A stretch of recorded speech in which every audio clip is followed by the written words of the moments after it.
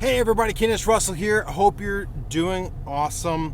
So Corey Feldman last week was on the Today Show, and he did a performance that has gained a lot of criticism over the last few days, and it got me thinking about how we approach other people's art and how we criticize other people's art and all that kind of thing. So I've kind of come on both sides of this. I've come full circle here. So when I saw this video, if you haven't seen it, look up Corey Feldman's Today Show on YouTube or something.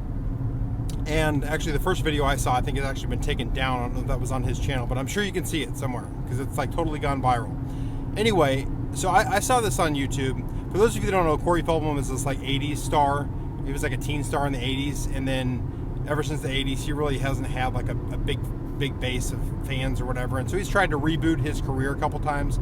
So now he's trying to do music as his career to reboot it. Well, and apparently he's like really passionate about it. He actually, I believe him when he says he's put his heart and soul into this project that he's doing right now. Well, so he was on the Today Show, and it was just kind of a weird performance. He was doing like these like dance moves, and it was very interpretive dance moves, and I'm sure that each one of those things he was doing meant something to the song and tried to tell the story or whatever he was doing. So I saw it, but it just looked like a train wreck. It just looked like, oh my gosh, this is really bad.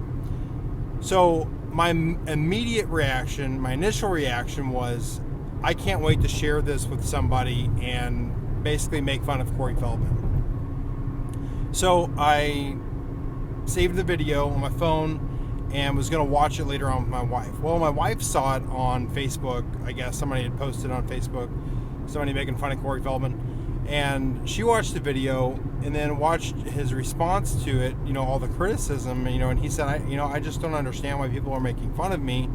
I really put my heart and soul into this. And I started thinking about this. Her response was, poor Corey Feldman. And at first I was like, oh, come on, whatever. And then I started thinking about it, and I think I was wrong. I think my initial reaction was wrong on how I responded to his art, is what I'm going to call it.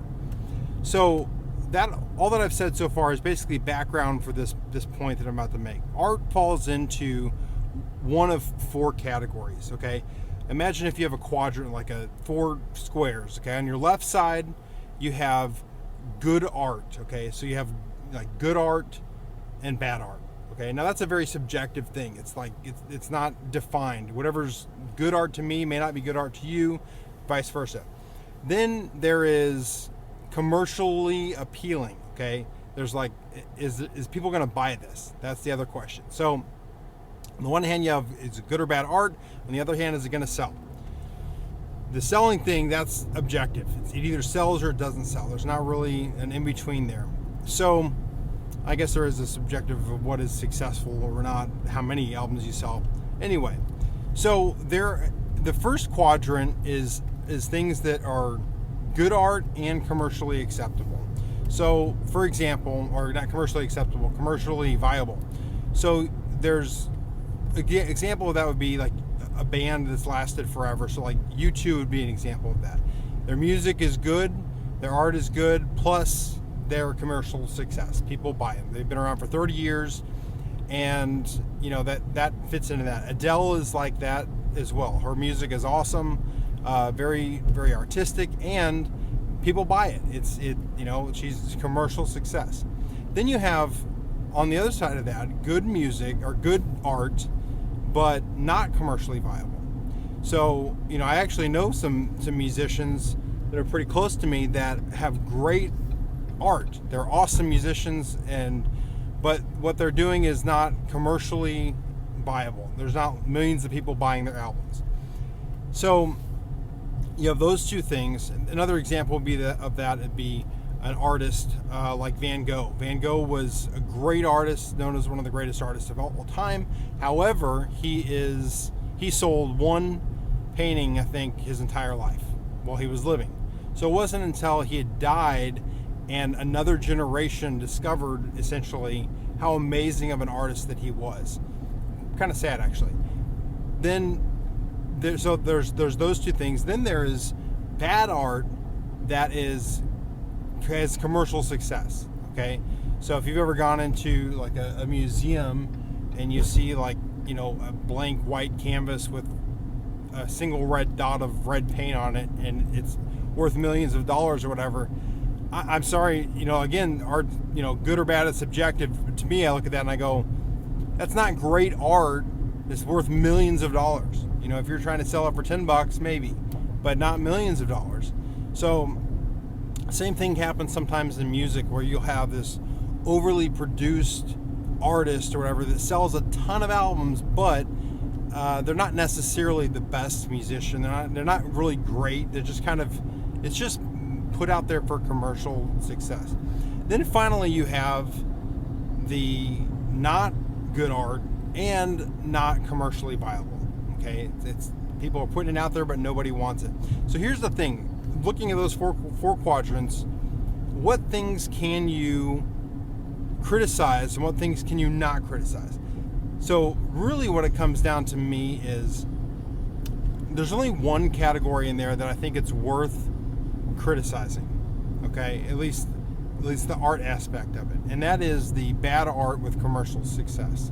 If you have bad art with commercial success, it's commercially viable, you can kind of argue that, you know, this isn't good. Nobody should be spending their time on or money on this.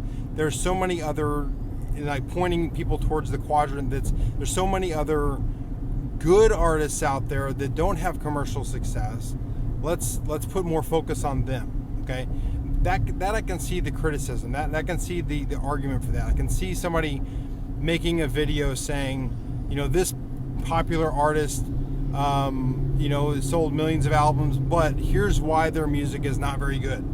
I can kind of see that, because you're pointing out like a flaw in somebody's thinking, as if like you're pointing out that's not good art, but people think it's good art, and here's why. I can see the argument there. Corey Feldman fits into the fourth quadrant, in my opinion. Again, art is subjective, so you may think he's an awesome artist, and you have every right to think that. But to me, I look at him as not a great artist, and he's not commercially successful. So what good does it do to just rip on the dude, other than to just make yourself feel better because you're making fun of somebody else? But so I started thinking about that, and I couldn't come up with a real good reason of why I should sit down with somebody else and share in somebody's train wreck, other than just it's fun to do and it makes me feel good. So that's one thing. But then to go out and to publicly criticize somebody, to make a YouTube video saying this guy is such a loser, whatever the case is, or tweeting him at Corey Feldman saying, dude, you should go kill yourself, or you're, you know, this is the worst thing I've ever seen, or, you know, that kind of thing. And here's what it does. This is why I really kind of landed on this.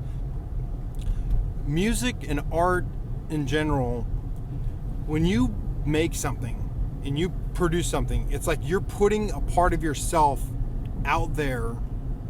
It's like you're naked for a second. You're putting yourself out there, and you're saying, people can judge me if they want to. You're in that's a vulnerable place. And I really do believe that's what Corey Feldman did. I really do think that in his mind, he was like, this is really, really good art. And I don't understand why there are people making fun of it and criticizing this when I was just putting it out there. And so this is what it does. It does two things. Number one, it makes somebody, this may not be exactly applicable to Corey Feldman, but it makes young musicians, young artists, not want to put themselves out there, because they might think, well, I don't want to be criticized for this. And so I'm just going to hide my art to myself. I'm not going to share this with anybody else. The second thing is, other people see that, and it makes them want to go, I'm not doing that either. So in other words, somebody may be in like a Corey Feldman position and be like, I don't want to go on the Today Show because I don't want to be the next person being totally made fun of. You know, and there's been times in my life where I've played a song for somebody that I've written, and it was just kind of received not well, and not necessarily made fun of, but you could just criticize, and that's not all that does is it hinders art. So I think as artists ourselves, as musicians, we should do everything we can to support art, even if it's not the art that we like. Even if it's art that it's a train wreck, at least somebody went out there and they put it out there. Now I'm not trying to say, hey, we need to go right now and buy his album, Corey Feldman's album, on iTunes today, because I don't necessarily think that's the case either. But I don't really see, again, I may be totally wrong about this. I don't know. I may change my mind even on this. But right now I've been thinking about it. I don't really see the benefit in ripping the guy apart just to make myself feel better. So I don't know. You can do whatever you want, obviously.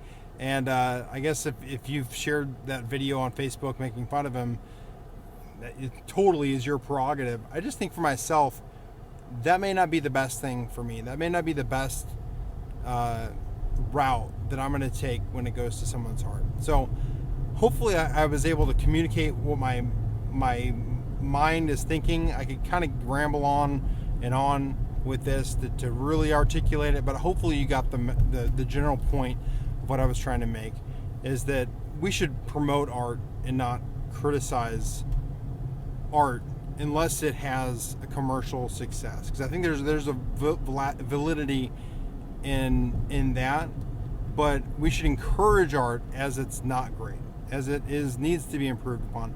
Besides that, art is very subjective.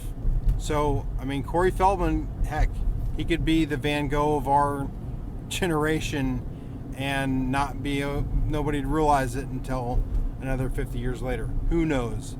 Probably that's not going to be the case, but who knows? Anyway, Kenneth Russell out. Thanks for watching. If you like this video, please thumbs up.